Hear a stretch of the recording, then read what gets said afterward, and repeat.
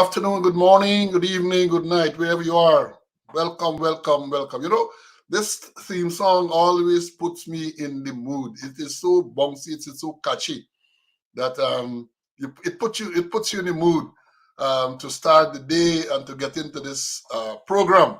So welcome, welcome one and all. Welcome today, Monday, the 5th day of February 2024. This year is really moving. Imagine we're into February already.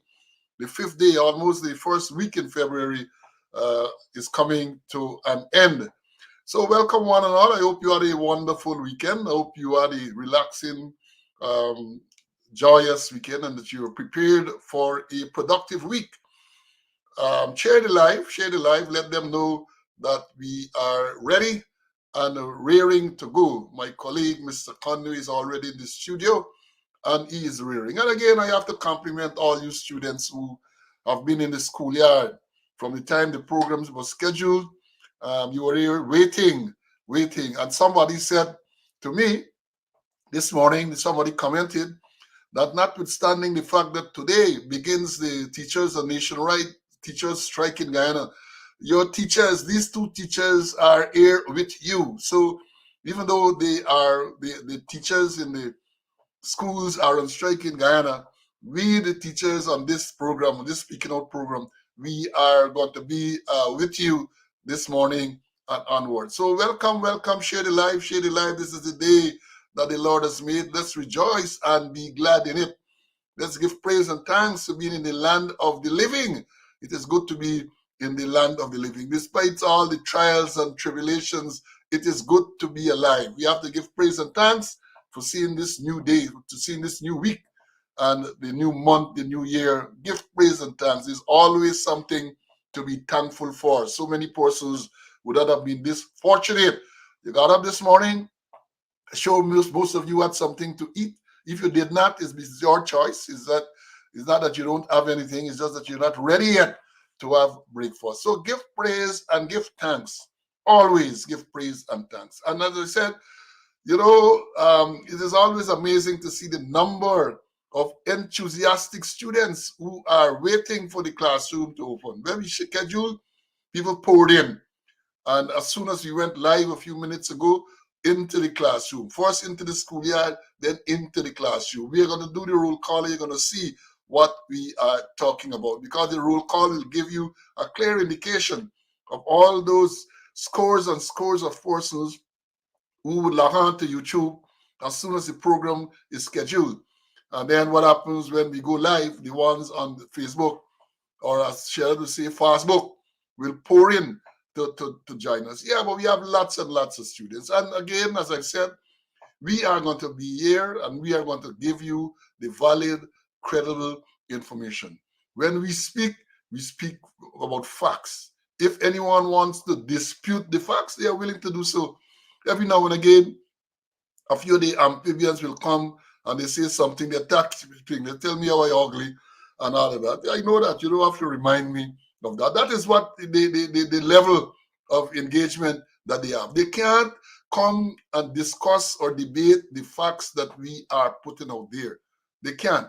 So they try to attack the messenger. But my skin is very, very tough. My skin is very tough. Attack how much you want. All right? And I've made it clear that this program is our program. And if you come and you are disrespectful, if you come and you are vulgar, out goes you. No apologies. This is not a democracy. This is not a democracy. If you come and you are going to be abusive, we are going to dispose of you, like you do with amphibians and cockroaches and frogs and those type of things. Let's dispose of you. If you want to engage in some conversation, come, yes, engage. If you want to make some constructive comment, we are willing to listen to your comment. But when you come and you just try to distract, I don't have patience with people like that. I have patience with people who want to learn. And I know most of the students, if not all of the students here, want to learn. And when we say students, we're referring to policemen and women. We're referring to members of the public because the information that we share is beneficial to all persons. We share information that is beneficial. We advise you on your rights. We advise policemen on the necessary procedures and standing orders. And unfortunately, as I've said, it takes this program. So it's unfortunate because they don't have any structured program to teach the ranks certain basic stuff. In the past, both myself and Mr. Conway would have been lecturing to officers and other ranks, passing on the knowledge that we have acquired through the years. But now we are persona non grata. They don't want to invite us because they are fearful of the truth. They're not going to invite us. And therefore, we are going to use this platform to make sure that the valid information is passed out there to ranks. It is amazing some of the questions some ranks will ask. They see you and they ask some things which you would think it was basic, but it is clear that those things are not being taught, and the people are happy to get the information, and we will continue to pass it on. So share the live and let people know that the program is on this morning, Monday. There was no program on Wednesday. I told you people, I like Ricky Nelson, I was a traveling man. I had to travel, so therefore there was no program on Wednesday. So here we are today, Monday, the 5th day of February, program. And we will try as much as possible to be here as often as we can to pass on the information. We have hundreds and hundreds of you already, and we're going to go into the thousands in a short while, I know. Now, let me run the roll call, and then we're going to go into the greetings and all that. First man in today was Kenneth. Kenneth came in at 7:50 this morning. He's from Maryland. Vibert from New York was next. Lucius was in next. Ulrich came in. Then we had Tessai. Trotty came. Wayne out of the UK was here. Francis, the man from Melanie Damashana. And he's saying he's giving full support to the GTU and the teachers who are on strike from today. And it's a just cause. We're going to talk a little bit about that as we go on. Then I have my squad mate, 9556 Taylor, is here. And since I'm talking about that, let me remind us, squaddies, that we are approaching our 50th anniversary. I'll talk a little bit more about that in a short while too. Debbie came in next at 8:04. Joan was here very early. Anthony. Then you have Setran. Magnell came in. Como was here. Como is from New Jersey. 8218 Como. Forgus, the Como batch. You had Eric. Then Forgus, I don't know if they're related, but they came in just 1 minute apart. Then we had regular Patricia G from New Jersey is here. John Cummins came in. Floyd, another regular. He asked for permission to enter the class, permission to enter the schoolyard first, because at that hour that you came, the class would not be open. Then we have Ballhead from all the way from Linden, regular. Earl, another regular. Sandra came in. Emerson is here. He says he's from Midtown. He's watching from Midtown, Manhattan. Osbert from North Carolina in the house. I say he's a BV man too, so I should know you. Osbert Abrams from North Carolina. Then we had a squad mate of mine, 9430 Lewis. He's watching from New York. Brian Saul, Courtney Saul. The Sauls were here at 827. Then you have Rastaman came in. Then Carlisle, another squad mate. Felicia, ready. She says she's ready. Kay is here. She's waiting to uplift the keys for the station to open the school doors. Yeah, in the days, the school keys were lodged at the station, so she's here. She says schoolyard, even the teachers on strike. This is open, even though the teachers are on strike. Then we have Joan. She's on the East Coast. She's watching from the East Coast. BX, my ones was squaddy 9407 East Orange, New Jersey, East Orange, New Jersey. Princess Earl from Lamar Springs. Terrence K from California, 9135 TK. Then we have Rohan, 12863. He is in the house. Queenie. Queenie, belated birthday greetings to you, my dear. I know you celebrated a natal day recently. I want to, on behalf of my co-host and all the students, wish you belated birthday greetings. Then we have Ulrich. Ulrich, I don't think this information is right. You must check, because I don't think it's the police officers conference. There might be some other opening, but not the police officers conference. So check, Ulrich. Don't be just check. Then we had Raul came in, board as in class. Winston from the UK. Then we had Monica Next, we had Pauline in the class. He said, "This is the day that the Lord has made. We must rejoice and be glad in it." All the way from Arizona, my squad mate 9414, Hartman. Jean is in next. She's waiting for the credible information. She's going to come to you. Malcolm. Then we have Barbara, Denise, Doreen from Canada, my squad mate, W349.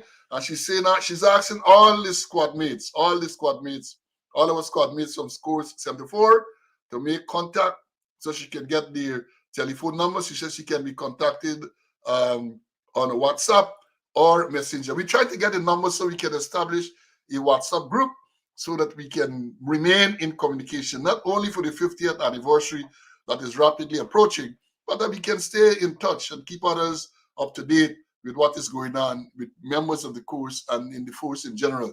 Then we have Pito. Came in like, Pito, you put your number wrong by 8153. No, you're 8152. Typographical, I know. And then Sean is here. You don't miss a program. Pamela from west side, she's in the schoolyard. Cecile is here as well. Then we have Tilula. Claude, I miss you a few weeks or months. 9342 Thomas, Boxerman. Lynette from the UK is in the house. David, Lindo is here as well. Then who we have next? Clarence. Then we have Lawrence. Lawrence. Everett, man from Texas. Charles is here. Lyndon is here. He is from Stanley Tongue. NA, New Amsterdam in the house. Anthony Bradshaw, 11032 is in the house. Clifton Stewart, all the way from Paris. Then we have George. George, I know I had the number right last week. 11899, countryman. 11899 is in the schoolyard. Henrik is here as well. Winston, all the way from California. Orville. These are all the people, even before we went live in Orville. Court. Karen. Then we have Grace. Charlene, I missed you a few weeks, y'all. Good to see you back. Orin is here. Orin is from the diaspora, you see. And then we have Sharon. We have Ronald. Maureen. Orin says his number was 12758. Chilo came in next. Then we have Orin from the UK. Colin from Queens, New York. Gavin from Maryland. And then Leslie, you barely make it by, you barely make it before the bell rang. And then when we went live, the first person on was Raul. Then we have Rhonda, we had Ray, we had Popo, Carlton, Rhonda again, Marlene, Lynette from Barbados, Michael, then it's Antoine, I can't recall seeing his name before, Joan, and the list goes on and on and on. So welcome one and all. As I said, share the life, and we're going to go into it right away. Let me give some greetings before I bring in Mr. Conway. Some birthday greetings. Today we have some special birthdays. The first one I want to announce is a former co-defendant, co-accused, senior superintendent retired George Fraser is celebrating a birthday today.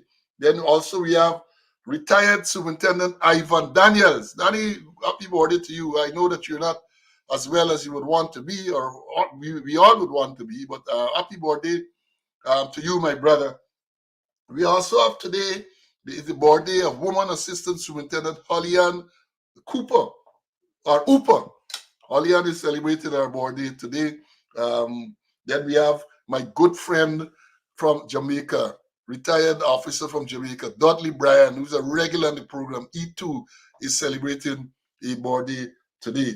And the one and only, the last birthday that we have for today, the one and only, the champion of the cause, Rickford Burke, is celebrating a birthday today. I want to wish all of you a wonderful, wonderful birthday. I want to wish you prosperity. I want to wish you health and strength. Rickford, special greetings to you, my brother.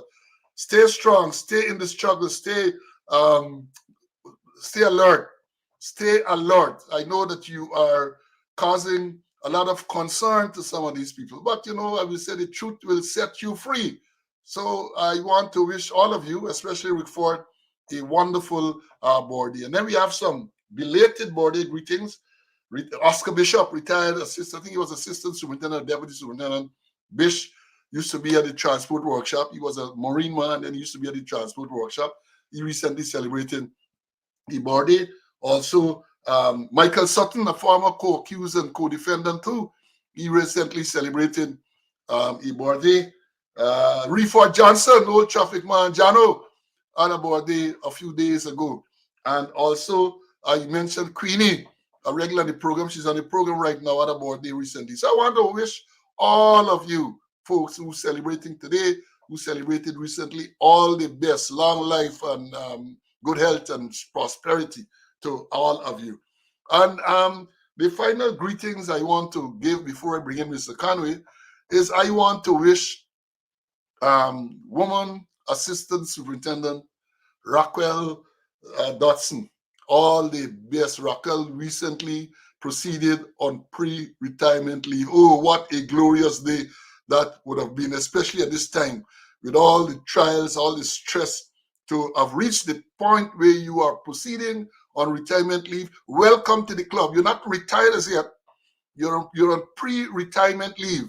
Many of them don't want to go. They're taking payment in lieu of leave and all of that. They don't want to go. They're trying to accumulate them many, many millions of dollars. So, Raquel, welcome to the retirement bench. And as I've said before, this bench can get rank. This bench has no rank. We are all retirees, and you respect each other as persons, as people, as human beings. You respect each other. And we have said repeatedly on this program, respect is not something you can demand. Respect is something you have to earn. So, Raquel, welcome to the Retirement Club. And before I go forward and invite Mr. Conway, and before I forget, I want to again remind all those persons who are approaching retirement, all those who are on retirement leave like Raquel, make sure that your NIS contributions are in order. I know for those of you who are on the program, you retire in the Guyana Police. Well, you're supposed to, because of them going to Natal, they get transport. So you're supposed to retire at 55. That's a public service in Guyana. And then you are supposed to be, you're going to be eligible for NIS benefit, well, NIS pension, not benefits, pension from 60. So you have a 5-year gap. Go now, don't wait. Make sure that your contributions are in order. Take me stupid advice, because sometimes when you wait too late, you go there and then you find out that they have problems with your contribution. So it takes a long time for you to get your NIS pension.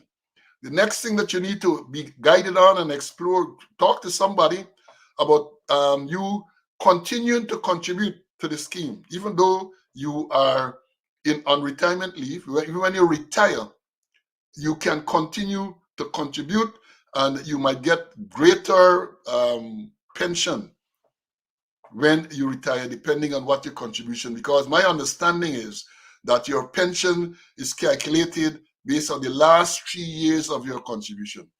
So even though you have to wait that 5-year gap to get your pension, when they calculate it, they're going to calculate it for the last 3 years you contributed. So if you only contribute up to when you were 55, that is how it's going to be calculated. If you continue to contribute, and perhaps at an even higher level, then your pension can reflect that higher contribution. So there's an advice. I know export anything. All I'm saying to you, you should get advice from the people who are more qualified to guide you in this respect. But let me bring in Mr. Conway. Welcome. I hope you had a wonderful weekend. I'm looking forward to a productive week. Yes, as I always say, happy to be in the land of the living to do God's work. I want to congratulate Raquel on proceeding on our leave prior to retirement. She was my secretary, an excellent secretary, and she was secretary for some of the top gunners there, although they didn't appreciate her much. Congratulations to George Fraser. I call him Fisher on his birthday. Also Michael Sutton. And just to add to what you said in terms of those persons who, in addition to the INS, if you work for less than what you've been working when you proceeded on retirement leave, it will affect your benefits. So make sure if you're going to seek employment, work for much more than what you've been working for in the Guyana Police Force, especially for the last 3 years. And also let them know also that I think at the in the last year of your employment in the police force, you're entitled um, to draw down two-thirds of your two thirds of your gratuity. So make sure you draw down within that 2 years, And also, if they're going to re-employ you or you're going to seek re-employment, make sure that you draw everything before you go on this pre-retirement package or in the employment, the new employment process. Draw what you got to draw. Take all your benefits before you do anything.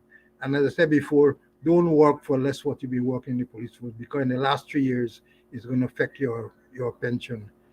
So happy birthday to all those persons there who have celebrated birthday, those who are celebrating today, and those who celebrated before. Happy retirement to Raquel, and move on, girl. Yeah, good advice. And I see Debbie, Ingrid is saying to us here that the best 3 years out of the last five, that is how the contributions are calculated. The best 3 years out of the last five. So if you exit at 55 and then you don't contribute any further, then it's the best three in the last five from 50 to 55. But if you should continue to work and contribute, then that is how it's going to be calculated. So we want to give this type of advice, and don't wait. Go and make sure that your records are in order. I like to tell the story. When I retired at 55, I didn't wait another day. A very good friend of mine advised me to go and check on my contributions. I went there, camp on Main Street, that office there, and check. And then after going there a few times, I was horrified to discover that like 10 to 12 years of my contributions were missing. And then they explained to me what happened is that the police used to pay the money over in lump sum, and they had to go through a process now to attach names to various sums and all that. It took a lot of time, a few years. But by the time I reached 60, it was all sorted out, and I was able to get my NIS pension. So I like to share that experience and tell you, don't wait. Just go in and to make sure that your contributions are in order, right? So good advice you're getting here. Now, to move on, I know the cricketers are here. Jakey, Ulrich, he kept blows in the first two ODIs. There are only three. So Australia has effectively won the series. And yeah, we're not doing good in that version. And the bowlers, I think, did pretty well because they restricted Australia to below 300 on both occasions. But the batsmen weren't able to bring the bacon home, so to speak. And then we had, well, the next game, I think, is tomorrow or sometime. Then we had on the 19 in South Africa. They were eliminated from the thing as well. Unfortunately, rain stepped in because it was a game where they had to beat Australia in order to be able to stand a chance to qualify for the quarterfinals. They restricted Australia to a score that I think was gettable, but then they lost two early wickets. But they have been doing well, even though they have lost wickets. But then rain came, the match abandoned. They only got 1 point out of that match, and that wasn't sufficient to see them through. So they did not disgrace themselves. They lost the first match to the home team, and then thereafter they won all the matches until such time that rain intervened in this one. Then we have the test matches that are going on. Wonderful test matches. The one that, well, one just finished, England and India. India was able to level the series. We have one where Afghanistan and Bangladesh. Bangladesh flattered to deceive. Overnight, I think they were 199 for one. I said, good chasing. But then they lost. And then we have New Zealand and South Africa going on. Ravindra, or whatever his name, Ranchin Rajvinder, the New Zealander, 240 odd he made. Good boy. If you recall him, the World Cup, he was outstanding. So that is one of the future stars. And not forget our own Shamar Joseph, who is now back in Guyana. He returned there to a fantastic welcome. And you can see that he's picked up. He's going to Pakistan in the Super League there. And according to the news, Royal Challenge Bangalore is eyeing him up for the IPL. So he got to make his money, but then he has to manage his affairs very, very carefully in terms of his schedule. Because, as a fast bowler, one injury, and then you can be sidelined for a long time. So those are the bit of sports news, cricket in particular, that we have to share with you. And then moving on, well, I know CC wants to say something about cricket. As a diehard cricket fan, CC, let me hear your views on what is going on in the cricketing world. No, I backtrack a bit, because I didn't watch the match against Australia because the writing was on the wall. But I woke up my wife and she more fan than I am. She watched you, but I endorse those statements that you make there. They asked the team in South Africa. They did us well, and maybe rain prevented them from qualifying. And the other matches around the world are very interesting, exciting matches. But I didn't watch the we against Australia for obvious reasons. Well, I could tell you I really didn't watch much.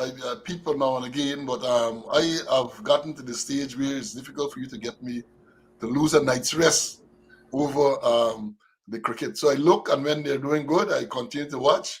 And then if things are not going too well, I might go and catch my rest, so to speak. But moving on, we indicated earlier that the teachers in Guyana are on strike from today. I understand they are protesting in front of several places in Linden, Georgetown, New Amsterdam, and so on. When you look at these things, I don't read all the issues and all the grievances and all of that. But when you look at the politics of the thing, Sir Pilori Joe, the Minister of Labour, came out. He said that the strike is illegal. Of course, the Minister of Education, the second Vice President, says it's illegal.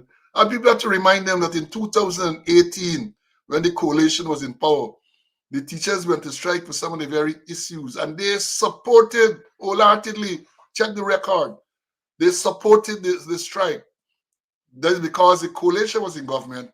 The same people now who they are claiming are political, Coretta McDonald and all those people, they supported the PPP in opposition and supported the teachers' strike. But all of a sudden now, the teachers' strike is illegal. And to hear the second vice president and all of those people talking about the DTU and the union being political, you have to laugh because there's a union by the name of Guyana Agricultural Workers Union, GAU. Which union in the history of Guyana and perhaps the whole Caribbean can be more political than GAU? GAU represented the sugar workers, and GAU had a president, Komal Chan, who died. He was a big executive in the PPP. He was a member of parliament in the PPP, and the records will show that the GAU was always closely aligned to the PPP. So for the vice president, the second vice president now to accuse the Guyana Teachers Union of being politically aligned is just hypocrisy. That's just what it is, right? Well, and that's why I urge people, when you hear these statements, go and do your research and check out to see how these people can blow up and blow coal over the same issue, not a different issue, same issue. So the teachers are on strike, and all should support, because the teachers are deserving of every penny that they should get, all the benefits they want and demand reasonable benefits, because all the things that I saw are reasonable stuff. They should get it. They should get it. They are the ones who are molding the future generations, and they should get what they deserve. And when you look at over the weekend in newspaper, they're saying that government is considering increasing the salaries or something to the effect of the sugar workers. That is what they are saying. The sugar workers are going to be getting the benefits, but then they're denying the teachers the benefit. And they talk about political affiliation or political alignment of union. Mr. Conway, I'm sure you read that thing and your comments on it. Who could be more political than GAU?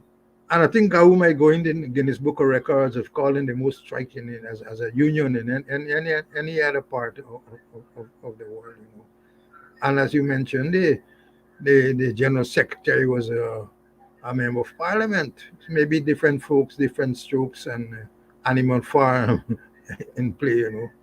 But I support the teachers, and they deserve every penny that they're entitled for. Yeah, I do agree fully. And just to back up a little, yes, Littell, he's reminding us, or he's informing us, yesterday FIFA, the world governing body for America, they call it soccer. We know it as football. FIFA decided the venues for the 2026 World Cup, and he's reminding you, I have it up on the screen, that Philadelphia will host 6 matches during the 2026 FIFA World Cup. And I noted, I think they've already assigned, I think Texas or somewhere there is going to hold the final, and New York, somewhere in New York, no, not New York, Atlanta is going to host one of the big matches as well. So you football/soccer fans, follow up. We did say earlier too that the cricket World Cup that is to be hosted this year in the next few months between West Indies and the USA, the venues have been assigned. And people are excited over the fact that in New York, there's going to be a big matchup between India and Pakistan. That has been World War III and World War IV. So yes, Tansu reminded us about that. And Winston is reminding us too about Nasi. We talk about Gau, Nasi too. So when you hear the second vice president labeling these unions as political, it's just trash. That is just what it is, trash. So let's understand that. And to move on, we have been saying repeatedly on this program, when certain people are charged, like when we were charged with conspiracy to commit fraud, and other persons are charged all over the music there, all over. Only recently last week, the charge that was brought against Member of Parliament, former Minister David Patterson, was dismissed by the magistrate. I think that would have been Thursday or Friday. The charge against him, indecent exposure, the broad charge under the Sexual Offences Act and all of that, against a man who took in short, as you would say, and urinated against a fence. Somebody see, somebody record, and they report, police gone. They arrested him, they charged him, and all that. Initially, according to the report, he was charged under the Sexual Offences Act. And I made the point, I cannot see how a person who urinates in the public can be charged under the Sexual Offences Act. Reading what took place in court recently, it appeared as though he was eventually charged for indecent exposure. And that's what we were saying all along, that a person urinates in the public, and that used to be the standard thing. A man urinates in the public, you want to charge him, you charge him for indecent exposure. They charged Mr. Patterson, he went to court. The person who made the report, I understand, gave the evidence, and on the cross-examination, he wilted. He couldn't see the genitalia, he couldn't hear the say cuss, and he behaved disorderly. And then when under cross-examination, there was a lot of noise. The man couldn't see. I understand from the evidence they produced some video. Even the video, they couldn't identify clearly who the person was. So that's what it is. And the question is always asked, when these files are prepared and they are sent to the Director of Public Prosecutions for advice, do they not see all of these flaws in these matters? Do they not see that they do not have a chance of conviction? Huh? But what? Charge you went before the court, big publicity and all that. In Mr. Patterson's case, shortly after, I think this happened in July, the matter with him, where he was charged for indecent exposure sometime in July last year. And then when he was in September, when he attempted to leave the country, he was stopped by the immigration department. He was prevented from leaving the country. I don't know if it was related to that matter directly, but he was prevented from. Then subsequently they apologized, and the matter is before the court because he has sued them, rightfully so, and that is what you have. So the matter is dismissed. And again, I want to tell you Because initially, some one of the social media outlets said that the matter was discharged, and questions were asked: how was the matter discharged? But it wasn't discharged; it was dismissed. In other words, there was a trial, evidence was led, and I think no case submission was made, and the no case submissions were upheld, and the matter was dismissed against Mr. Patterson. So let me look to see if they are going to appeal, because that is the modus now.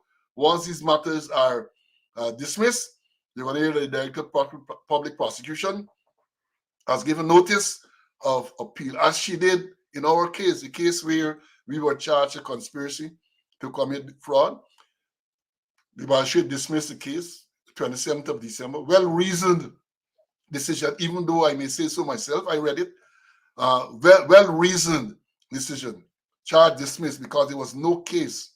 And the magistrate even questioned, how is it that charges were filed against these defendants? And Mr. Tadu was one of the defense counsels. Benton, he was on this program, and he made the point. He said he cannot see how anyone with legal training would have gone through that file and recommend charge, because there was not an iota of evidence. That is what the magistrate said too. But that is what is happening in Guyana.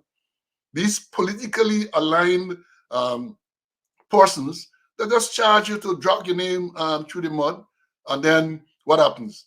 Goes before the court. And this is significant because these matters are dismissed because no case has been made out, no case submission, dismissed.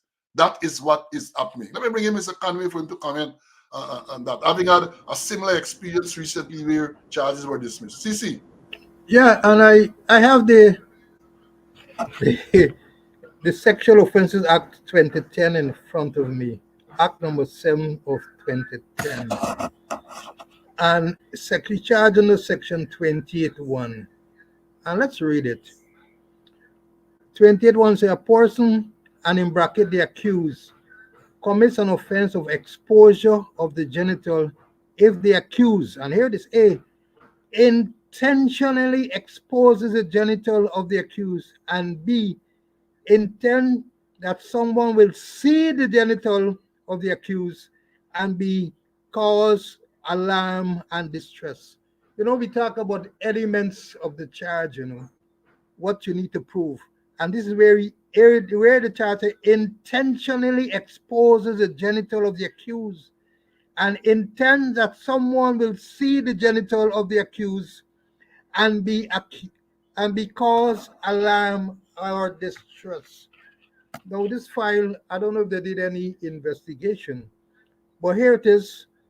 The charge, Section 28, talks about exposing his genital and cause alarm or distress to the other person. And coming out of the trial, where the person back was turned towards the complainant, the back was turned, so many noise was making that they couldn't hear exactly what took place. And here is it, Patterson was charged. It's nothing but PPPC. It was political, it was police, politics, persecution, and corruption. I know we always saying that there are elements of a charge, that the elements of the charge, and that you have to prove the elements.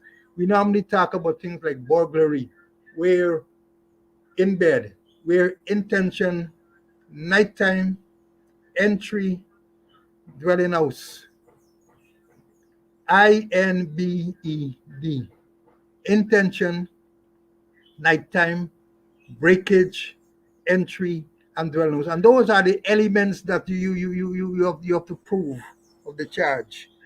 And just like in sexual offense, in rape, where you have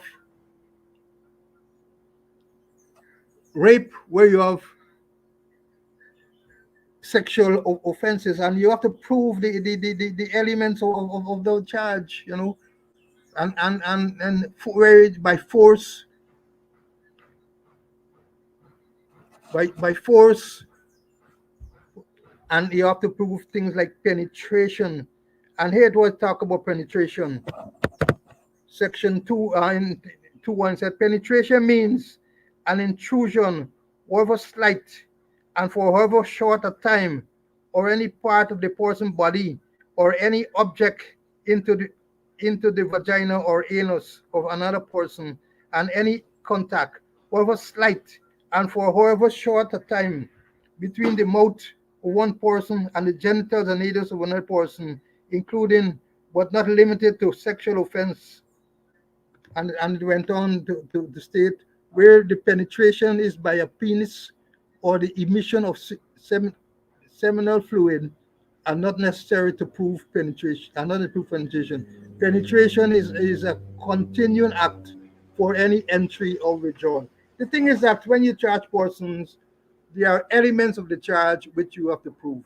And this case with the former minister, there was no evidence to prove the offense, you know. So the whole thing was political and persecution, and the whole thing was really political.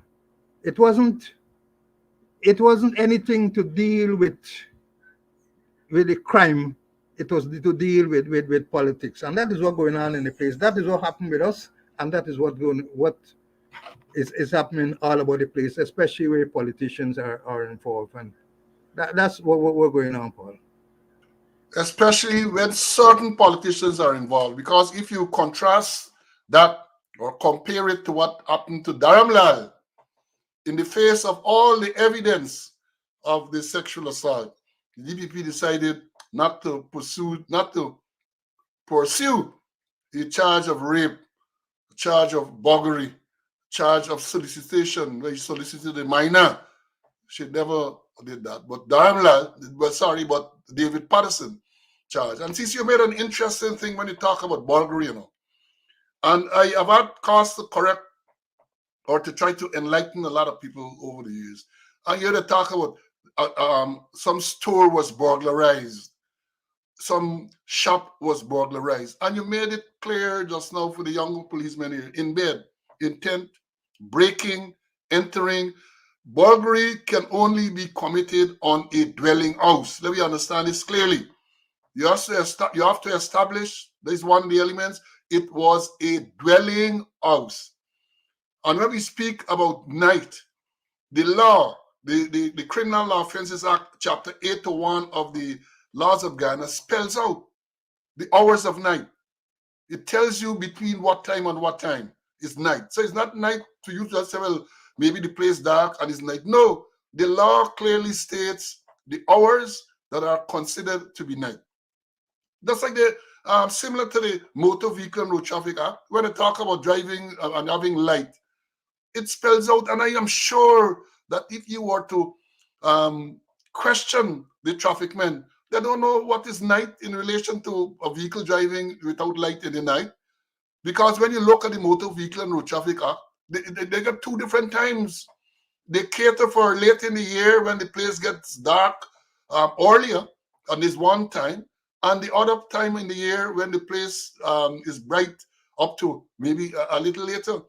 I can't remember the exact timings and all of that, but I'm saying it is there in the law. And these are things that you have to teach the ranks. Because they're going to charge someone for driving a motor vehicle without light, two white light fixed to the front showing, two lamp showing fixed to the front showing a white light visible from a reasonable distance and all that. They have to be taught these things because the laws have not changed. They have not changed. And coming back to burglary, as Mr. Conway said, you have the intent. IN is got to be night. The last say what night is. B is breaking. And breaking, and then you have two types of breaking. Breaking doesn't mean necessarily that you destroy some place. There is actual and there's constructive breaking. So you talk about it breaking, entering the same thing, right? So you gotta. These things are things that the policemen, when it come to break and enter, or when it come to burglary, policemen, especially those in the CID, have to be taught these things. They have to be taught. But to hear people, even policemen, talking about the shop being burglarized or some bond or some warehouse, no, can't burglarize. Those things cannot be burglarized because the law said that in order for it to be burglary, it has to be a dwelling house. So there's an element you have to establish that the place was a dwelling house. So understand this. So we're saying that the elements in the Patterson case, the elements were not there. And therefore, we, from the beginning, had no doubt what would have been the outcome. But it's good to see the court decided no evidence. No evidence. The man couldn't see, the man couldn't hear, they say he cursed, and the man couldn't because of noise in the area. But it is all political because all of these things that we're talking about ought to be known by the people in the DPP's chambers, and they ought to, having gone through the file, they ought to recognize, look, the elements are not here. In many cases, from experience, and Mr. Conway, I'm sure, can relate to this. Back in the day, Ian Chan, Madam Roxanne George, when she was at DPP's chambers and so on, so they send a file and an element is not clear, they will send back the file to you for clarification. Even this current DPP, they just send back the file. We need to clarify this aspect because they recognize that the element might not be there, clearly stated, they send back to you. But not now. Now, element or no element, the first thing is approve, because I understand they don't even write any lengthy recommendation in the file. Just approve and file, and charges are brought. Matter goes before the court. A lot of time is wasted. And then when the defense counsels make no case submission, the no case submission is upheld, meaning that there is no case for the defendants to answer, and the matter gone down the drain. Waste of time, waste of taxpayers' money, but they don't mind, because the aim is to drag your name through the mud. You get it all over, Conway and slow charge with this and that. And as I've said before at the beginning of this little commentary, when you are charged, it is all over. They have it all over. Newsroom, Chronicle, Guyana Times, all of those PPP-aligned news outlets, splash it all over. And then when you go through the process and the matter is dismissed, hardly a peek from them. You have got to come and tell people what went on. Or I see the new trend now is sometimes the defense counsels will make a release to the media. That is what is going on. So, CC, anything more you want to say on this matter before we... No, nothing more. All we are saying that you gotta prove the elements of the charge, and that's it. Yeah, you have to prove. Well, remember, the defense don't have to prove anything, When you charge a person, they don't have to prove anything. You have to prove the charge. Whatever is alleged in the particulars of the charge, you have to prove. So in our case, when it says that you collect money without following proper orders and all them, they have to prove that. And they never even attempted to prove what were the orders or what were the conditions to be followed that did not follow. Again, I say, did the DPP's chambers, the officers in the DPP's chamber not see that? And when we talk about the DPP's chamber, I want to remind you, the DPP is overall in charge, but they have a lot of legal people working there. And they must be, well, if they're not capable of detecting these things, then they ought not to be there in the first place. They ought to see that, look, the elements of the charge are not there, and tell the police right up that no charge recommended because the elements are not there. In Darren case, all the elements were there, and yet still I said no charge was recommended. That is what is going on. Clearly political. It is clearly political. But let me move on. I move on now to talk about these frequent fires. Somebody reminded me on the program this morning.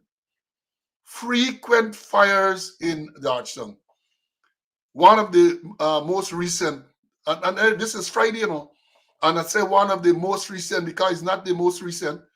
I looked at Friday, I saw the fire. I'm referring to the fire in Purritt Street at the prison officers' dormitory there, completely gutted.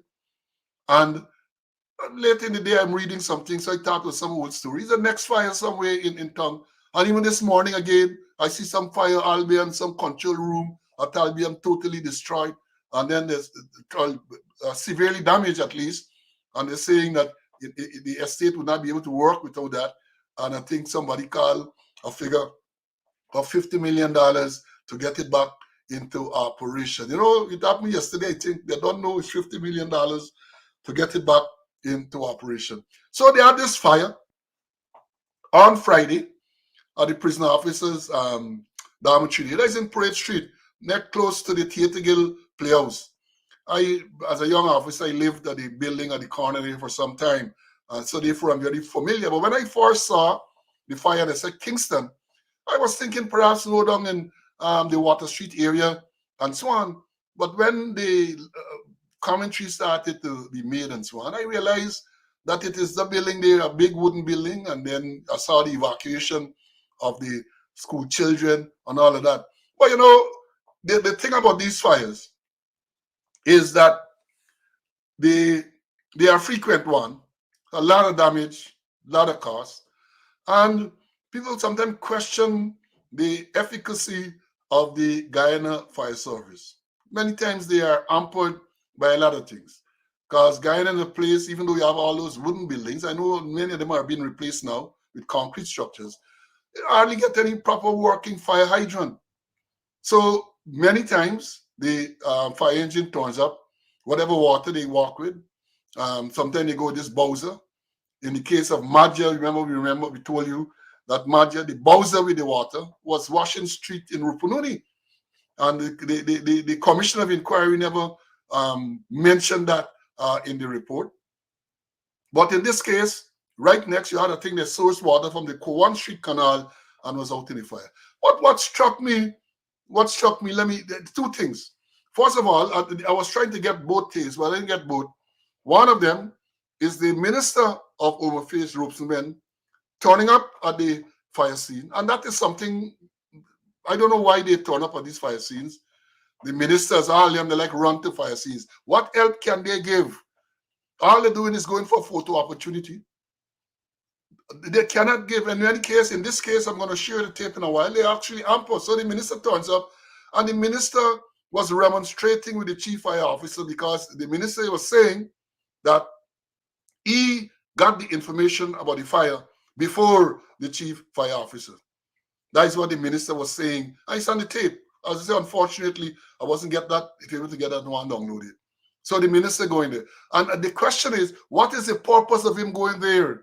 What can he do?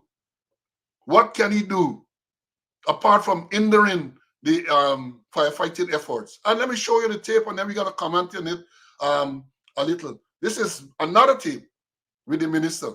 Listen to this carefully. I'm going to play it. Perhaps it's a very short tape, so I'll play it a few times. Listen. See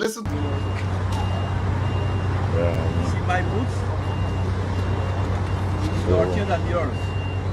You must dress just like a firefighter out here in the Don't come with this fancy uniform. Make sure the men have oxygen tanks and that they're directed to put their hoses onto the source of the fire. And to have sledges and axes to break in to get to the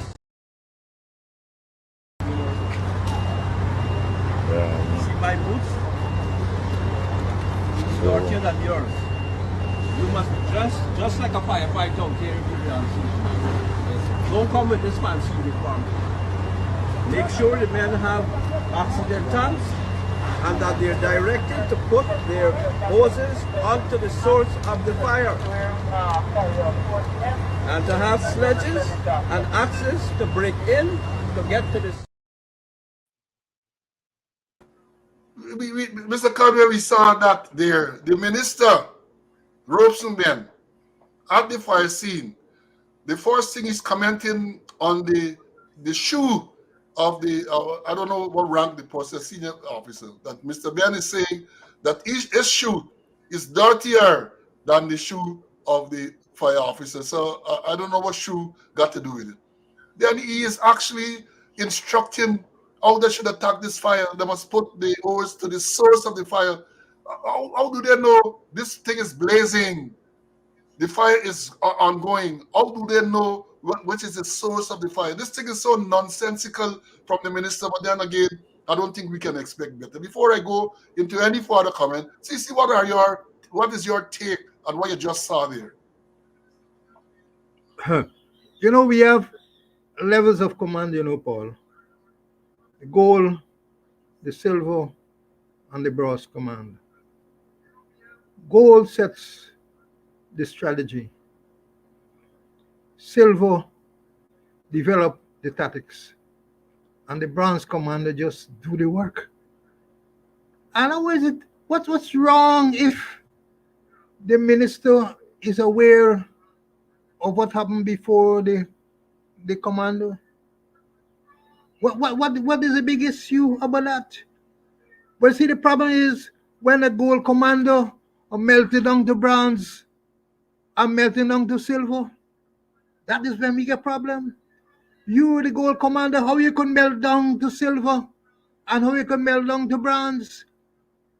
And then on the other hand, when a bronze commander is upgrading to silver and gold, or a silver going up to gold, or melting down to bronze, persons have got to be aware the minister is policy and the fire chief is operation. And when the minister getting involved in operation, things is gonna go wrong. Radically, things gonna go wrong. Minister's gotta stick. He has gotta stick to his position. He is policy, and the fire chief is operation. And you can't ask me, you know, the whole thing. That's why the things going wrong, because you have to stick to your command. If even the police force, you're telling me, hey, that you want me to reduce crime or reduce the number of fatal accidents on the road, but you can't tell me as the commissioner who I must get as my traffic chief, who I must get as my certifying officers. They're mixing up the whole thing.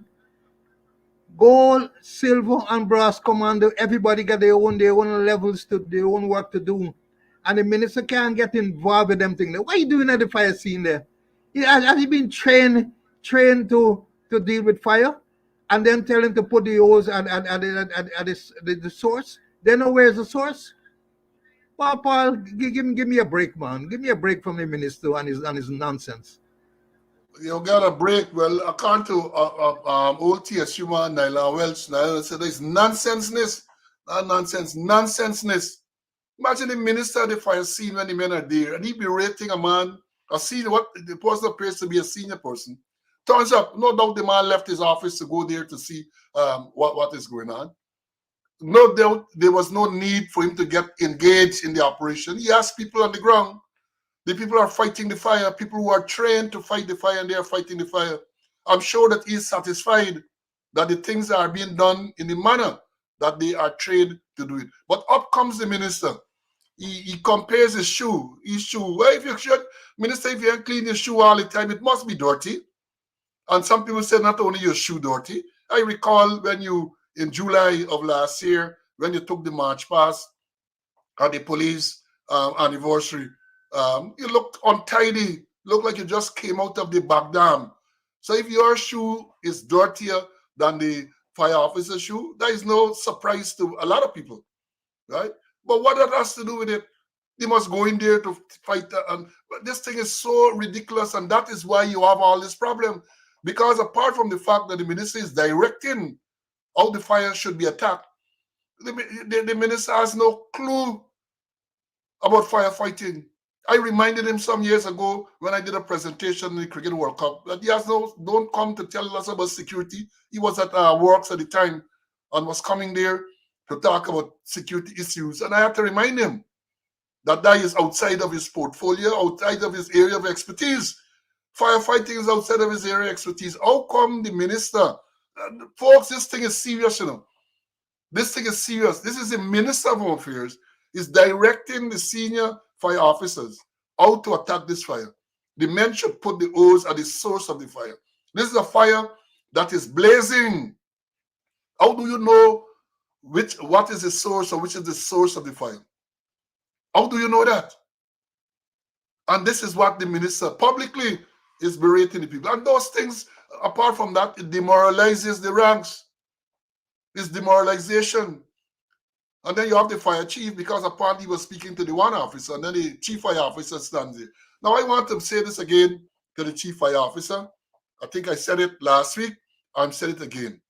Mr. Chief Fire Officer, you have passed retirement age.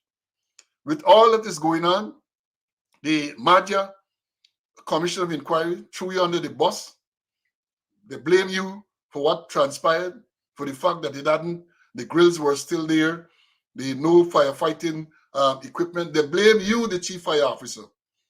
The only thing that is, well, I did see that the Minister of Home Affairs, the very Minister of Home Affairs, went to Parliament and he batted for the fire service. He said that it's not the responsibility of the fire service to put those things in place.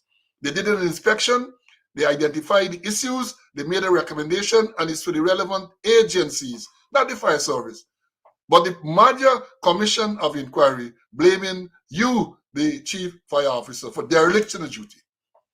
Now you have this here, you have the Home Affairs Minister directing how you should be firefighter. I said before, I've said it to you again, that it is time for you to get your benefits and move on. Because if you remain longer, you might lose corn and ox, as we say in Guyana. It is time. This is clear, I pass. Some people say in the country, this is ras pass for the minister in the public to be berating one of your officers like that. And to tell you in public that he received information about fire before you and all that everything. It's time for you to move on. And as Mr. Conway said earlier, and I said last week, when the time comes for you to retire, retire. Take your benefits. And if you are to be re-employed, well, then you can work out conditions for re-employment. But if you just continue on, you ain't get your benefit, you got to take insults like what is being meted out here, because you're afraid that if you should stand up as a man, then they're going to tell you, go your way, and you're in discipline, and then you're going to lose everything. But this should be the straw that broke the camel's back, where the minister in public berating one of your senior officers and directing how the fire should be fought. This is unacceptable. Unacceptable. And people should talk out about it. What do you know about firefighting?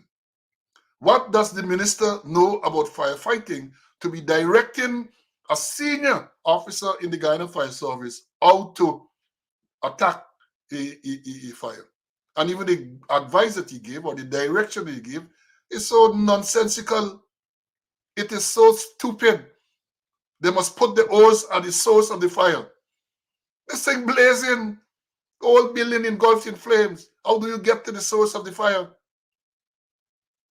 And and next thing that they observe that, and this is something not only with this fire, other fires as well as a big incident. There is absolutely no control of the surrounding area, and that is a police function. I know as a police commander that once you have a fire like that, one of the things, we had a unit, we had people responsible for taking barriers, these crash barriers, and to establishing a proper, secure perimeter. But this apparently doesn't happen any longer. So you find the fires there. This is in Parade Street, close to Barrack Street, and no barriers. There's no attempt to stop persons from getting in the area. You have to put up your barriers. You have to establish a cordon. You have to get the traffic people out. You have to get the general duty people out to make sure that that area is secured. And then when the fire is finished, you have to make sure that the fire scene is properly guarded, because it might very well turn out to be a crime scene. So you don't make any assumption. Once the fire people, you put your cordon to keep curious people at bay. And then once the fire people bring it under control, you have to guard that area until such time that they comb the debris and they decide on the cause of the fire. So, cause, again, it might very well be a crime scene, so you have to protect that scene. I don't see those things now. I don't see those things. And perhaps the most ridiculous one is the breakdown fire, as we referred to before. Fire occurred on the Saturday, and then Sunday morning, the debris is being cleared. And at the same time as the debris is being cleared, the president is announcing that they're going to have overseas assistance to determine the cause of the fire. Because at that time, they were convinced that they had overseas intellectual authors behind the fire. And then later on, they tell you about a sponge, a wire, and a lighter. Whatever happened to that case?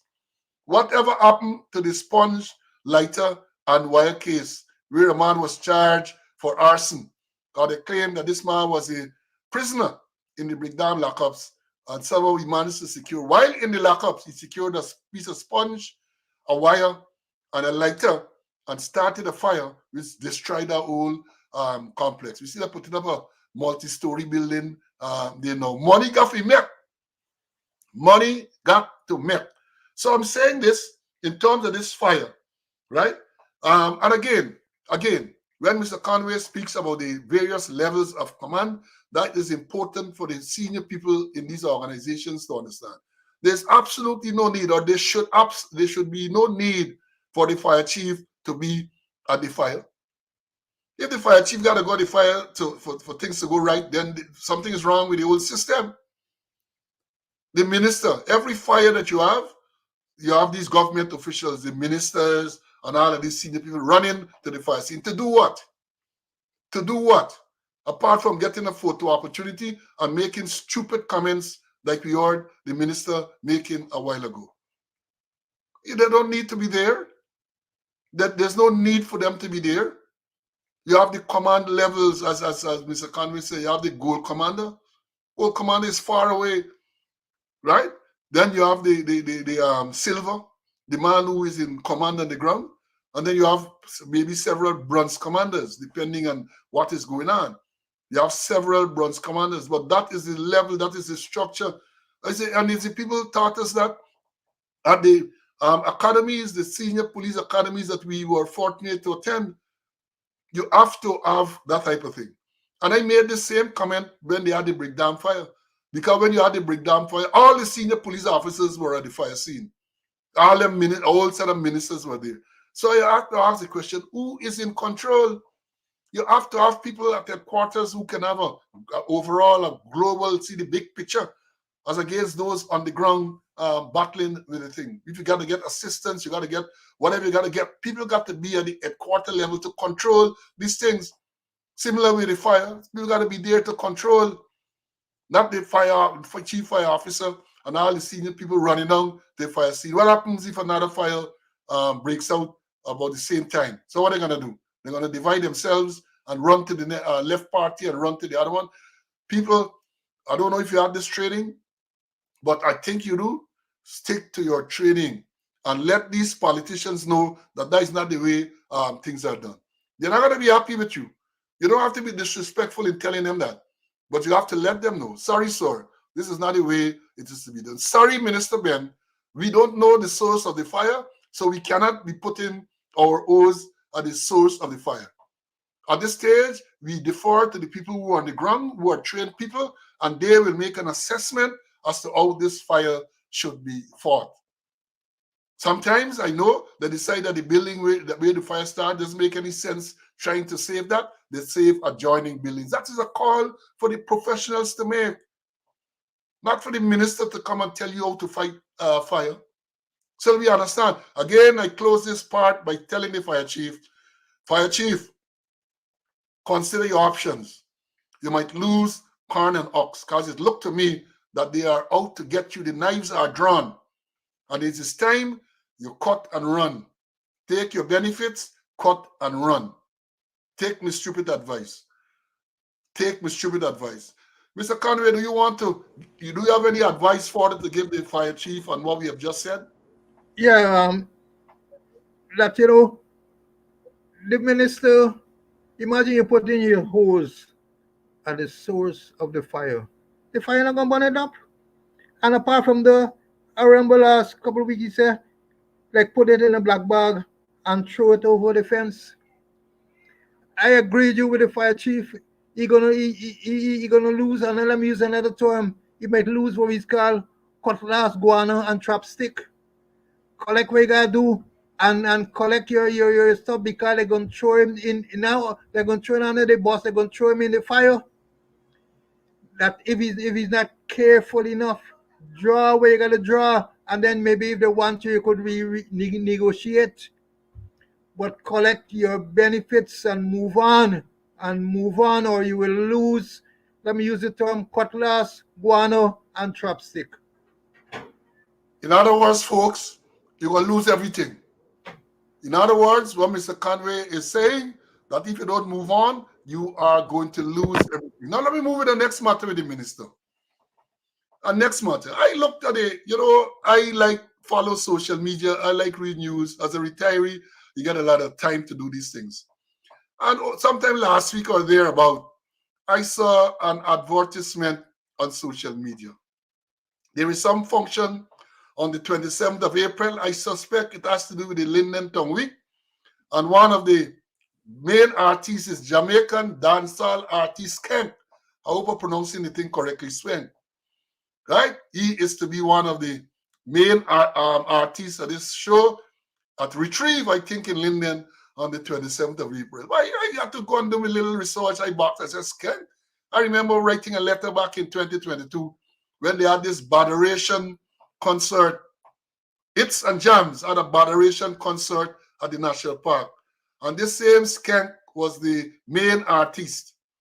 And during that Botheration concert at the National Park in 2022, gunshot fired. Patrons draw and fire. I think there was a particular song. I ain't into the thing now, so I can't remember the name of the song. When it is played, gunshot fired, during the confusion, patrons were robbed, and then they said there was widespread use of illegal drugs at that thing. Remember that show, Botheration show? I wrote a letter to the media talking about the breakdown in the security on the Botheration show. Now, shortly thereafter, Minister Ben, the same Minister Home Affairs Ben, came out and said that they're banning Skank from ever coming to Guyana again. And let me read some of the things that the minister is alleged to have said. And I get this on the media, right? After the show, minister said, let me tell you, he said, the Home Affairs Minister said he has instructed his ministry and the Guyana Police Force to withhold their consent and approval for any future public performance featuring Skank or any artist whose lyrical contents promotes the type of behavior that was displayed at the Botheration concert held in May 2022 at the National Park. And then this is a quote now from the minister, quote, "No artist like Skank will ever come again into this country under the signature of any person from the Ministry of Home Affairs or from the Guyana Police Force will not come on public stage." And this is an article published in Stablet News on June 11, 2022. The minister came out to say Skank can't come back in Guyana. So when this thing was advertised, I had a good laugh, and then somebody said, well, you can't blame them because he's going to Linden, and Linden is not Guyana. I laughed. We were making joke off of this thing. There's the minister, but I said this when I saw that. He could say all we want to say. But when the people them who actually control the thing, when Batty Lion say, hey, these people must come. When the same people from Hits and Jams said they bring in, I don't know if they are the ones responsible for this thing at Linden. Minister got to pale into insignificance. His word doesn't mean anything. And we shall see. Because remember, this thing is April the 27th of this year. April the 27th. And the people advertising. I know there's a problem. When I took over command in Georgetown in 2004, there's something I clamped down on. Ask the people from Hits and Jams and all of these organizers. I said no one is to advertise for any show unless you first get the permission of the police. Because I'm not going to rubber stamp anything. I made it clear. Frank Anthony was Minister of Culture, Youth and Sport. We had meetings. They called meetings. I said, let me tell you something.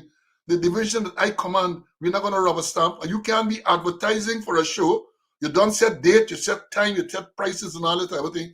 And then you're coming to seek permission from the police. That is not going to occur under my command. Big issue. Ask Raul and all of them now. Corwin and all of them.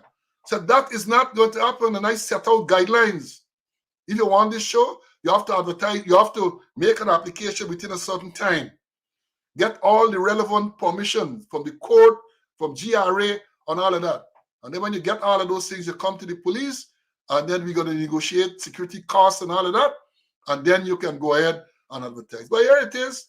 This show advertising for the 27th of April. I am sure, I'm willing to bet that they have not even considered going to the police to get permission. So whenever they go there now, poor commander, they got to just sign and rubber stamp these things. If they fail to do so, they're going to get some call from headquarters and all of that.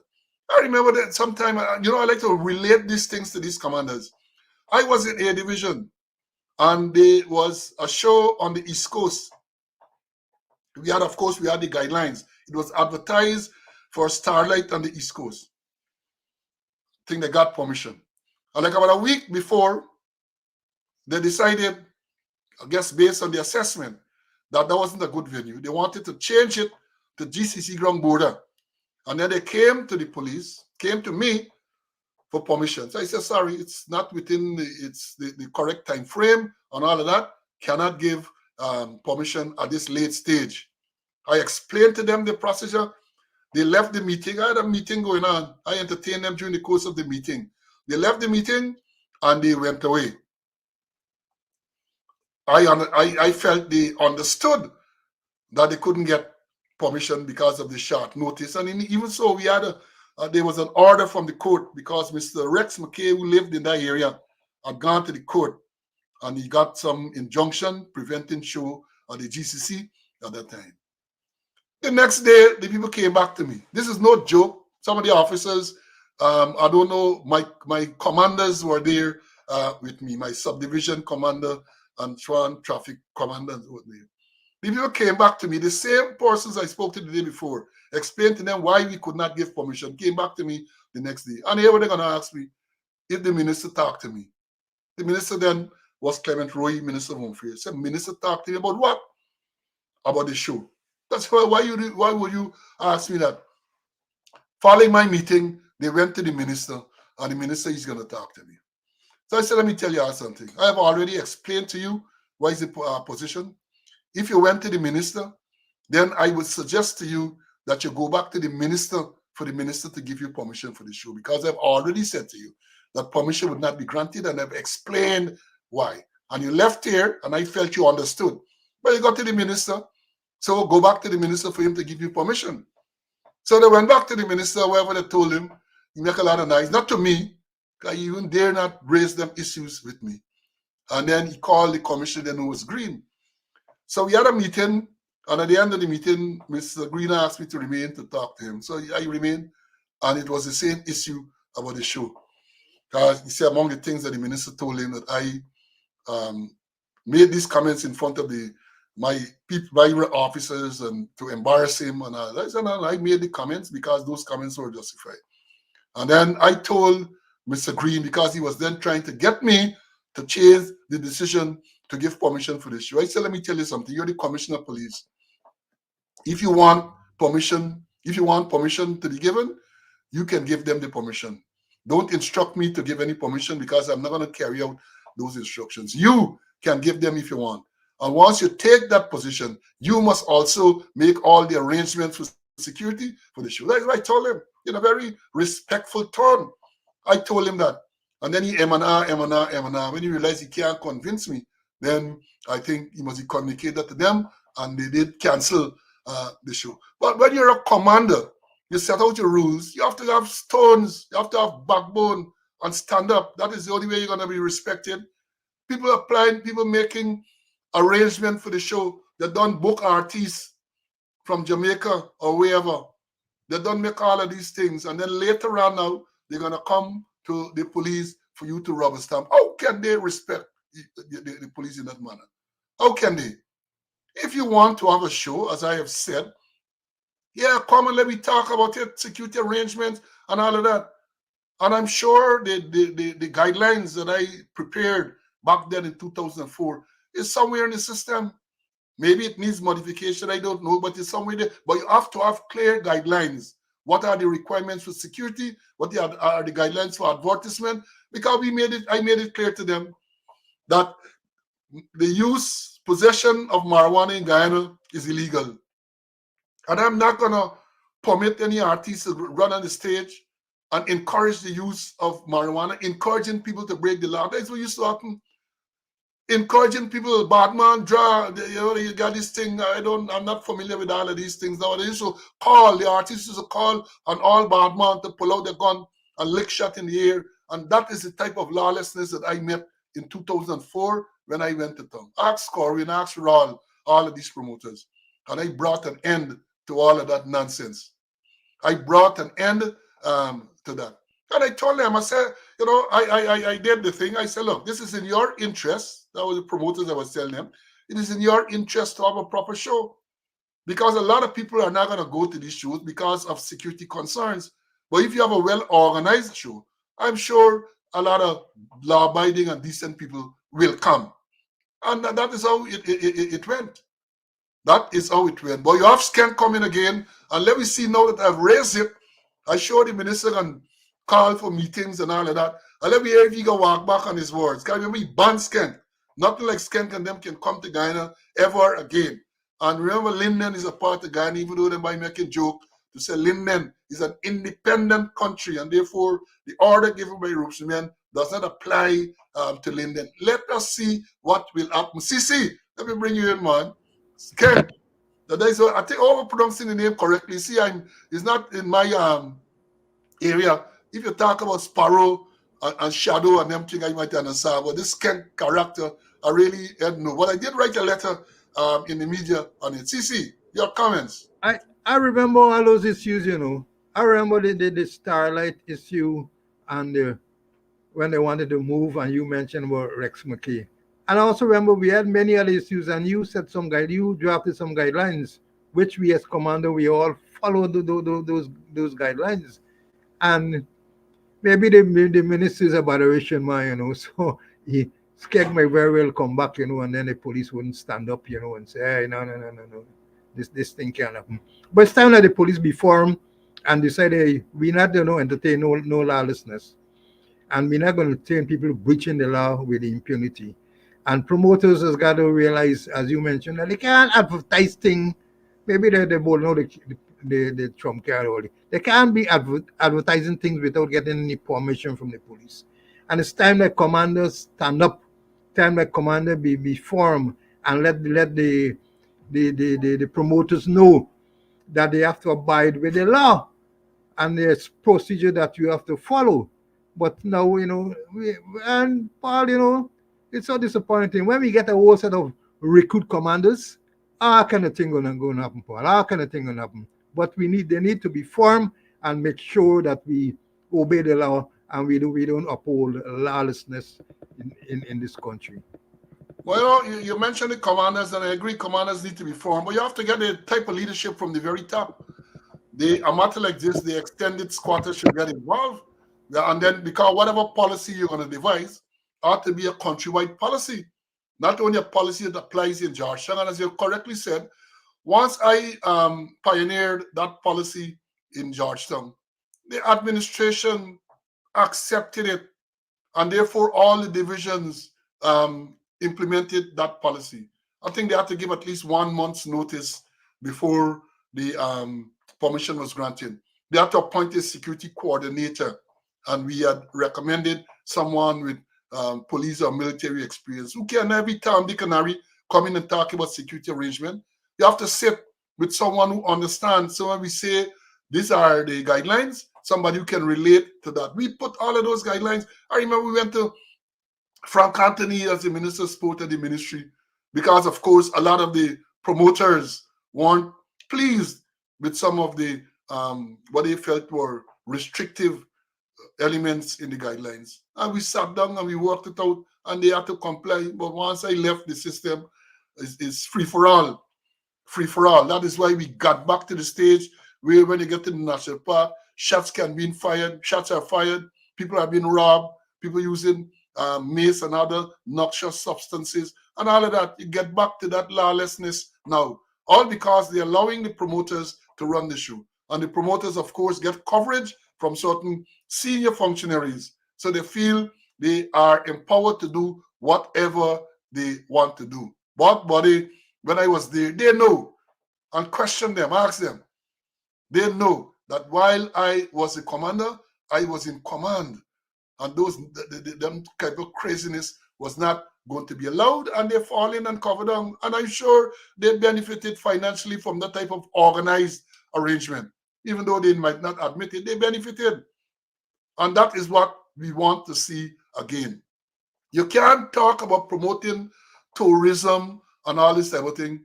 People come to your country, they want to go and enjoy an artist or some show, and then they are being robbed, widespread use of illegal substances, molly and whatever it is, gunshots being fired.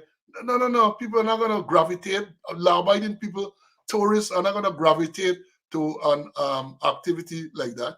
So it's time that the people get together, culture, youth and sports, police, home affairs, all of them. Customs used to be involved as well. Customs used to be involved. They had to get some permission from the magistrate. They have to get structural compliance from the fire service. The same fire service had to say that the building was structurally sound for the whole, that type of thing. You have to make sure that you have properly marked exits and all of that. You know, and it's strange. It is sad because these are standard things in well-organized societies. But in Guyana, where everything goes, they allow all of this craziness to happen. No proper signs, no proper exits. People have been properly marshaled and all of that. So that in the case of the moderation show back in 2022, when gunshots start to fire, people panic, people are robbed, and we know that many times when substances like mace and these things are used, it's for the purpose of panicking people so they can be robbed. That is why they do those things. So having said that, I hope the minister, we're calling on you, before you resign, we're calling you to make sure that perhaps this will be one of your legacies, that you make sure that things are straightened out. Well, once you make sure things straighten out, I don't know, no pun intended, once you make sure things straighten out, maybe you can then go into the sunset. It might be good for you to hold the fire chief on and both of you to walk into the sunset, because you're unable with this thing. Trust me, you're unable with this thing. It's time for you to move on. Yes, I've read the city engineer department and all. It's time for you to move on, Minister. Too many bad things are happening under your control. Police out of control, fire service problems, prison service. Got some issues to talk about prison service at some other time. We already done 90 minutes. There's so many things. Let me tell you, over the weekend again, it appears as though the blood will continue to flow. Blood, unless two men chopped to death. They say in some triangular love affair, two men chop up. So one man chop up the two men, kill both of them. They say one of them was a peacemaker. He went to make peace. He ended up dead. The suspect in this matter is said to have turned himself into the police. So let's hope they do a proper investigation. So this seems to be such a straightforward case. Let's hope they do a proper investigation. The man gonna get CS, make sure the CS complies with, and by CS I mean caution statement, make sure that the CS complies with the judge's rules scrupulously. Because notwithstanding all of this happening, never take anything for granted when it comes to a CS. Because when it comes to the CS, once you get to the court, almost invariably, the defense counsel is going to challenge the CS as not being free and voluntary. So you don't take any chances when you're taking free. Make sure that the judge's rules are scrupulously followed. And then yesterday morning early, saw in the news, this man, the guy killed Dreddy, Joseph Wilkinson from Campbellville. Stories that he was at a wake house in town, right? On Harvey Barker Street. They said he got a call on his cell phone, but the wake house was a little noisy. So he came outside to find a quiet area to answer the call. And a car drove by. They reported that 6 shots were he got shot 6 times and died while receiving treatment at a private medical institution. These things are too frequent. And of course, true to form, the report, I'm not sure if it's from the police, but whatever report is there, seeks to tell us or to remind us that in 2021, Dreddy was charged with possession of marijuana. I don't know why that is important when you're reporting on the death of this man at this stage, but they felt it important to indicate to us that in 2021 he was charged for possession of marijuana. And you read between the lines. You read between the lines. This is the type of unprofessional reporting you get from the police corporate communication and from the police corporate propaganda unit. This is the type of report that we get. 2 men murdered in the quarantine, and 1 man now drive-by shooting. Man is shot dead. And they're telling you about the man in 2021 was not, I don't think they said convicted, he was charged with possession of marijuana. Let me bring in Mr. Conway before we attempt to close out. CC, your comment. Yeah, and all these more, and the last murder there, I read somewhere along the line that they discover a warhead and a 9mm spent shell. This thing is alarming. That all these scenes they go into, the finding spent shells.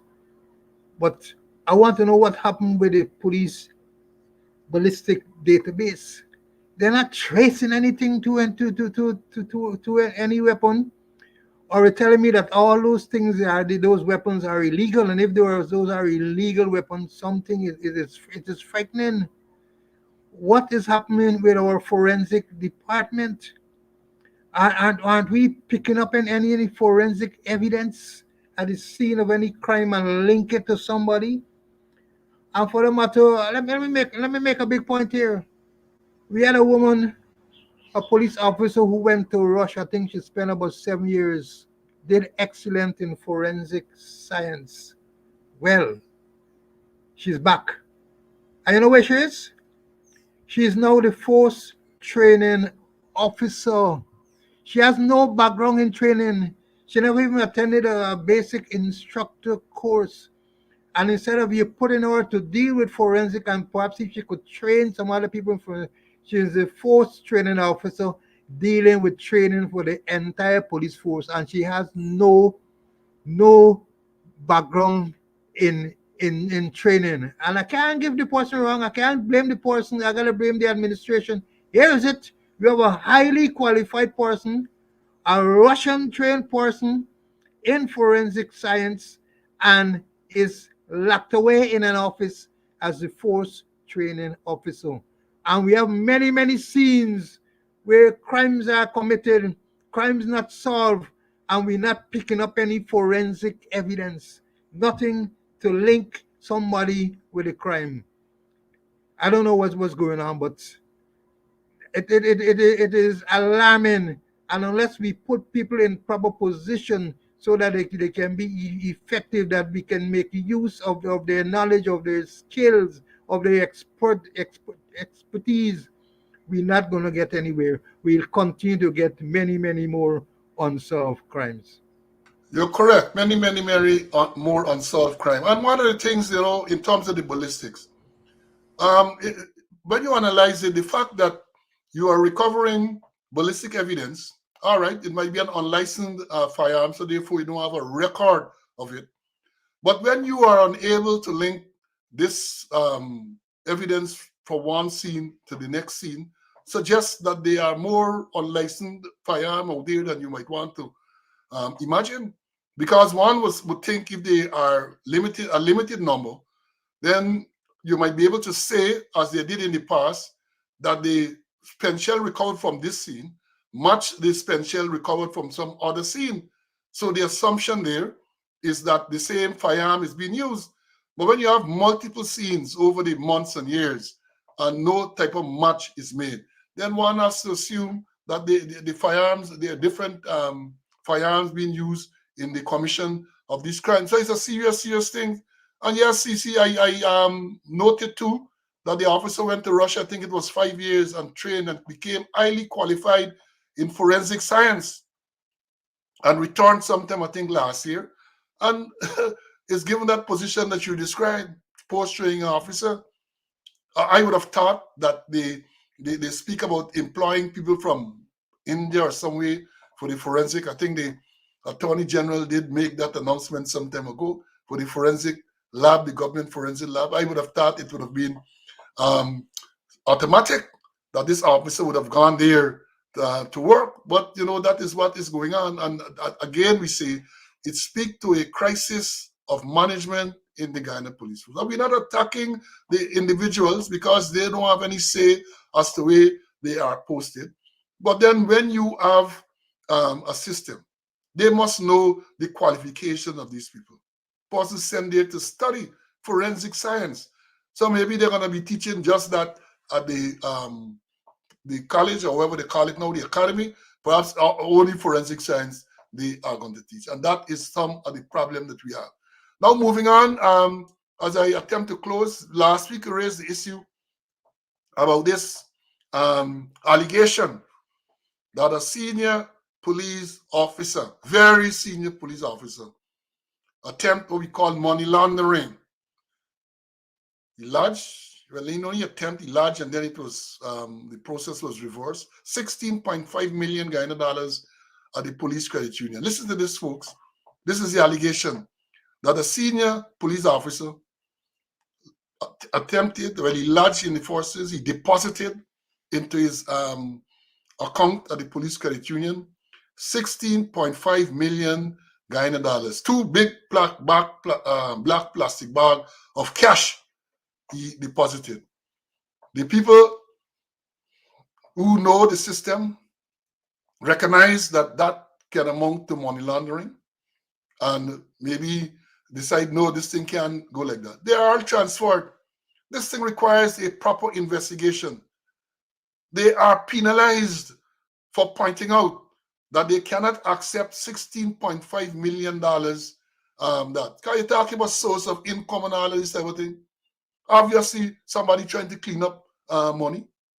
So you're gonna lodge it you deposit it in the police credit union, and then later on you're gonna make withdrawals. That is what is being alleged. And I would have thought that SOCU, the Financial Investigation Unit, Integrity Commission, I saw something over the weekend, the Integrity Commission talking about people not filing and all this everything. How would they handle, how would they look at a man, a senior police officer, very senior police officer, depositing 16.5 million Ghana dollars into the police credit union, one go cash Ghana currency? If that is not an attempt to launder money, I don't know what is. And as I've said, the people who decided to stand up for what is correct are penalized by being removed.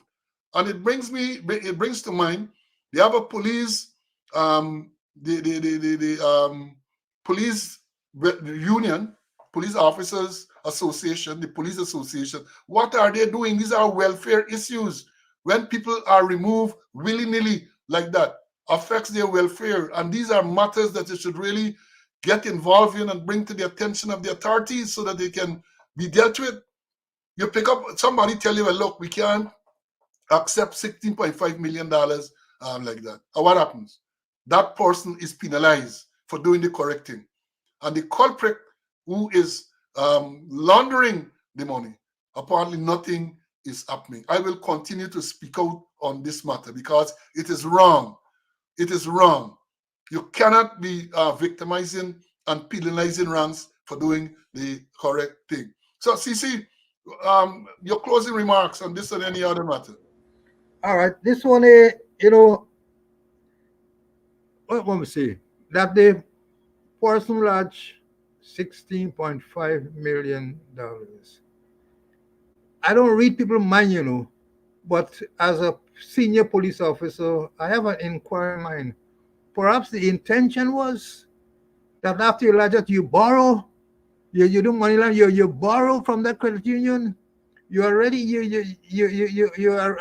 already have a large deposit, so you could get at least maybe about $100 million to borrow from the credit union. Maybe you might, what we say, broke the credit union, that you lodge that, and the next thing is to borrow. But in terms of investigation, Paul, I don't want Suku nowhere there at all, because they might rush with breakneck speed. They have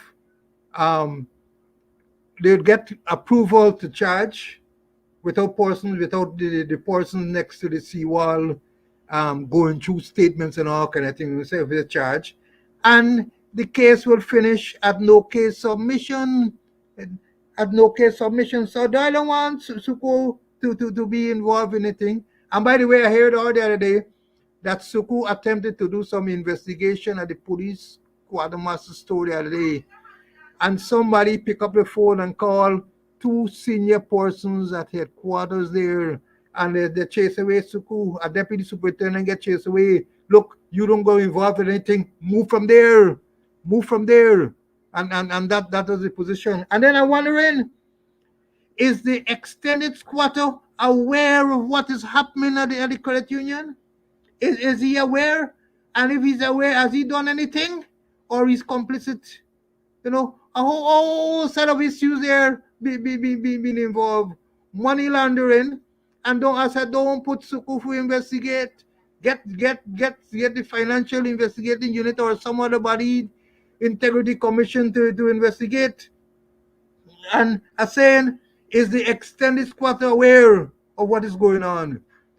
And if he's aware, has he done anything about it? You know, the whole thing is thing with corruption and money laundering, and the intention is maybe they might worry say they're going to block the credit union, and they're saying that the credit union is not government issue, so they could do anything they want with the credit union because government is not government money. Well, you raised some good, it's an interesting question. The next thing you know, as a whole police and whole old police, old commander, the longer they take to do this investigation, they're giving the perpetrator or perpetrators the opportunity to maybe even hide evidence and all of that. That is important. That's what they're doing, right? Because I am sure they're going to try to cover the tracks. Now that the matter has been exposed, they're going to try to cover the tracks. And as I've said, Minister Ben, perhaps another task for you before you retire. Minister of the Legal Affairs, the Vice President who jump every Thursday thing in issue. Let me tell you all again, there's an allegation that a senior police officer is attempting to launder money through the police credit union. That is the allegation. And I would expect that a proper investigation be done. And when you do an investigation of this nature, once you start, one of the first things you should do is to park the individual. In other words, the individual should be sent on leave to facilitate a proper investigation. And again, as I agree with Mr. Conway, not by Soku. Perhaps the Integrity Commission will want to get involved. I'm not sure what the full mandate is. Certainly, the Financial Investigating Unit can immediately get involved because the credit union is considered a financial institution. That is my understanding, that the credit union, such as the police credit union, is considered a financial institution, and therefore the Financial Investigation Unit can get involved. We hope they do. Folks, what time really flies, 1 hour and 45 minutes and counting. And as I said, we don't want to keep you any longer. Let me ask Mr. Conway if he has anything more that you want to say, and then we're going to wrap up. See anything more you want to say? Yeah, and another one last week we mentioned it, Barbies, where a man who has been charged with sexual offense, a detective corporal, months now, over 6 months, he's still on the job, not interdicted, not in the, perhaps it's the name, I can't remember the name of him, perhaps the name saying, hey, don't touch him, man, don't touch him, man. Force police charge and still performing duty. Simple thing, send a report and interdict him. I'm not saying he's guilty. No, and I'm saying this, a man is innocent until proven guilty, but there he is, still performing duty. We had it with Roop on his court, the traffic man. This is not a guy, and still on the job. And that happens when you have a recruit commando. And that happens when you have incompetent people. And the person that we mentioned last week, 21694 Detective Corporal Sigobin, said he was charged for sexual assault months ago, and he has not been interdicted. And let me remind all that the interdiction of a rank a corporal, is the duty of the commissioner of police. So the extended squad is demand. In the Root case, was the police office commissioner because he was an inspector. In this case, is the commissioner. Man should be interdicted effective from the date he appeared in court. So, I'm in an animal farm, The extended squad has been dismissing people without any due process. Now, for a man to be interdicted, no action is being taken, even though he is charged and appeared before the court months ago. As Mr. Conway said, normally a simple routine thing. A report is sent to say he appeared in court on this date, and an interdiction notice is prepared effective from the date he appeared in court. But what's in the name? There was such a program. What's in the name? So because perhaps he is Corporal Sigobin, nothing, the interdiction is not going to take place. Folks, we have come to the end of today's program. Again, I congratulate you and I appreciate your attendance. Large numbers, always encouraging to see large numbers in class. We're planning that we're going to do 90 minutes. We're almost into 2 hours, and there are other things that we could have spoken about, but we got left some for Wednesday. So God spare life, God's willing. And before we leave, let me show you a short tape. I'm going to show you again. Let me show you that tape where we talk about lawlessness. Let me show you what we're talking about lawlessness in Guyana. Look.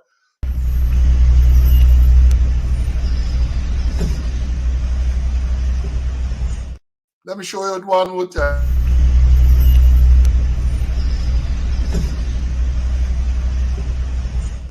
Police vehicle. And people want to know why they have all that many accidents and deaths on the road. So I'm saying, until we meet again on Wednesday, God's willing,